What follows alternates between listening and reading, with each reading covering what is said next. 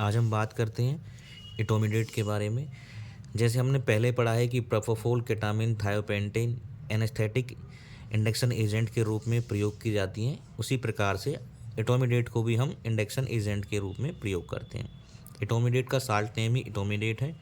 इसका brand name ट्रायोमिडेट है। ये डिफरेंट हो सकता है, हर कंपनी अपने अलग अलग नाम से बनाती है। इसकी अवेलेबिलिटी जो होती है वो 10 ml की वाइल में आता है। इसकी ईच वाइल का जो 1 ml है उसमें जो मेडिसिन होती है वो 2 mg होती है। ये टोटल 10 ml की वाइल होती है, तो इसकी टोटल वाइल के अंदर 20 mg होता है। इसको फ्रिज के अंदर रखा जाता है, उसको 25 डिग्री सेंटीग्रेड से नीचे रखा जाता है, लेकिन इसको फ्रीज नहीं करते, इसके अंदर हम बर्फ़ नहीं जमने देते।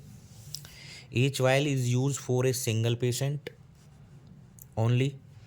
इसकी जो प्रत्येक वाइल है वो हर पेशेंट्स के लिए एक ही यूज होती है। ऐसा नहीं है कि अगर इसमें से बचा हुआ है तो किसी दूसरे पेशेंट को यूज़ करेंगे, कॉन्टामिनेशन का चांस रहता है। इसीलिए उस चांस को कम करने के लिए हम हर पेशेंट के लिए सिंगल वाइल यूज़ करते हैं। ऐसे ही प्रोपोफोल, ऐसे ही other drugs.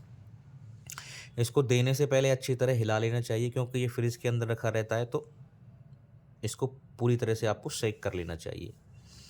For IV use only, आप इसको ओनली इंट्रावीनस दे सकते हो, आप इसको IM नहीं दे सकती हैं।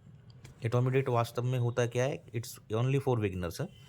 It is a IV anaesthetic agent use for the induction in general anaesthesia and sedation for a short procedures. आप इसको एनेस्थेटिक एजेंट के रूप में यूज़ करते हैं इंडक्शन के, इंट्यूबेशन के लिए, और छोटे प्रोसीजर्स में आप सडेशन के रूप में उपयोग कर सकते हैं। इसका सबसे अच्छा फ़ायदा ये होता है कि अगर आप इसको यूज़ करते हो तो पेशेंट्स का बीपी फॉल नहीं होता। ये आपके बीपी को कांस्टेंट रखता है। जिन पेशेंट्स का बीपी ऑलरेडी कम चल रहा होता है, ज़्यादातर एनेस्थेटिक वहाँ पे प्रेफरली इसको यूज़ करते हैं। हाइपोटोनिक्स होता है बट लेकिन इस प्रोपोफोल के मुकाबले कम। प्रोपोफोल के मुकाबले आपको इटोमिडेट का उपयोग करना चाहिए। इस the one set action of time is 30 to 60 seconds. इसका एक्शन ऑफ टाइम 30 से 60 सेकंड्स के अंदर है। इसका जो इफेक्ट आता है 30 से 60 सेकंड्स के अंदर आ जाता है। इसकी जो डोज है वो 0.2 0.6 mg पर kg बॉडी वेट के हिसाब से।